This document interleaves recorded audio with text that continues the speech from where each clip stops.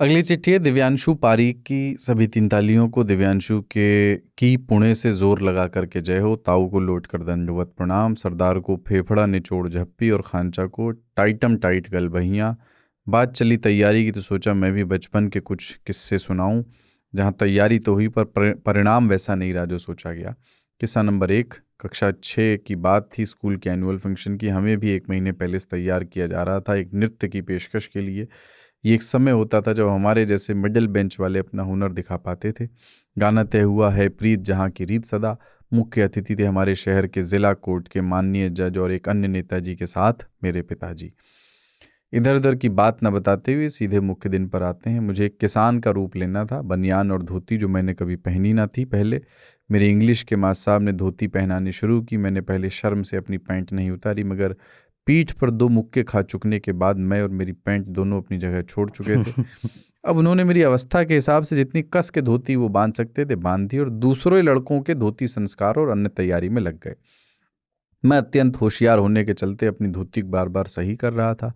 Stage पर पहुंचे और नाच शुरू हुआ। 6 मिनट के गाने में मेरी धोती ने मेरा साथ तीसरे मिनट में छोड़ना शुरू कर दिया। मेरे पिताजी अपने हैंडीकैम में शूट कर रहे थे। हर एक अंतरे के साथ गाना आगे बढ़ रहा था और मेरी धोती नीचे की ओर सरक रही थी। भावनाएं और धोती की सल दोनों गाने की धुन के साथ बाहर आ रहे थे और दोनों ही संभाले नहीं संभल रहे थे। गाना खत्म होते होते मैं मल्टीटास्किंग शुरू कर चुका था। पैरों ने कूदना थोड़ा कम कर दिया। एक हाथ स्टेप्स कर रहा था और दूसरा हाथ धोती संभालने की नाकाम कोशिश। गाना शुरू होते वक्त मेरी धोती जो मेरे पूरे पैर को ढके हुए थी, गाना खत्म होते होते मेरे घुटनों तक भी मुश्किल से पहुंच रही थी। जितनी तालियां बज रही थी उतने ठहाके भी। सबसे आखिर में मुझे उतरना था, पर जो हालात थे मैं पर्दे के पूरे ढलने का भी इंतज़ार न कर सका। फिर हमारे मास्टर साहब ने अगले साल से 2-3 बार ड्रेसेस के साथ डांस की तैयारी भी शुरू कर दी। किस्सा नंबर 2, खबर मिली मेरी नानी जी के देहांत की। मैं अपनी उस उम्र के पड़ाव पर था जब मैं बच्चे से कुछ ऊपर था और बड़े लोगों की बिरादरी से नीचे। नानी से प्रेम भाव था। सादा और सुखी जीवन वो जी करके गई। मैं बिना जाने ही खुद को और अन्य परिजनों को सांत्वना देने के प्रयास में रहा। पिताजी की पोस्टिंग उस समय उसी शहर में थी जहां मेरे नाना नानी रहते थे, तो पिताजी ने वो सभी काम किए जो एक बेटा करता है। मैं बता दूं कि नाना नानी के बेटा नहीं था, 2 बेटियां ही थीं और नानी की इच्छा हमेशा से थी कि उनके दामाद ही उनका संस्कार करें और अर्थी को कंधा दें। हमारे समाज में दामाद कंधा नहीं देता, पर पिताजी ने दिया था। मैं हर भाव के गुबार को पता नहीं कैसे दबाए बैठा था। जाने अनजाने ही दिमाग में चल रहा था कि मुझे हिम्मत नहीं छोड़नी, कमज़ोर नहीं देखना। शमशान पहुंचने पर बाल दिए गए और ननिहाल पक्ष में दोहिता अपने बाल नहीं देता, तो मैं वंचित ही था।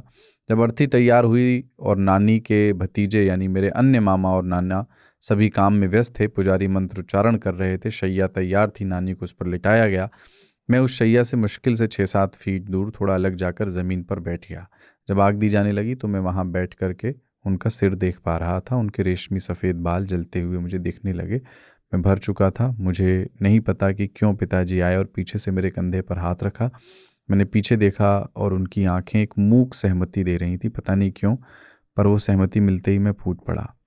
बोला नहीं जा रहा था, गला बेहद भारी हो रहा था, दुख हो रहा था। सिर्फ इतना ही बोला गया कि नानी को तकलीफ हो रही है पापा। पिताजी सिर्फ इतना बोल करके चले गए कि बेटे इसके लिए भी तैयार होना पड़ता है, इसके बाद उन्हें कभी तकलीफ नहीं होगी। याद नहीं कि मैं वापस कब आया, कब घर पहुंचे, पर जब आज तैयारी की बात हुई तो पिताजी की ये लाइनें याद आईं। यहाँ भी खुद को जाने अनजाने तैयार किया हुआ धरा रह गया और इतना समझ पाया कि कितना भी तैयार हों आप, जो तैयारी ऊपर वाला करता है उसी के हिसाब से काम होता है। फिर चाहे अपनी तैयारी आपके फंक्शन की हो, एग्ज़ाम की या जीवन की, वो हमेशा कम ही रह जाती है। आप लोगों का धन्यवाद। पुणे आने के लिए साधुवाद। जय हो। दिव्यांशु, पुणे से वाया चूरू। धन्यवाद दिव्यांशु। पर हाँ, बहुत अच्छी चिट्ठी हम थी। छोड़ चुके थे उस विषय को और उस पर वापस चले गए।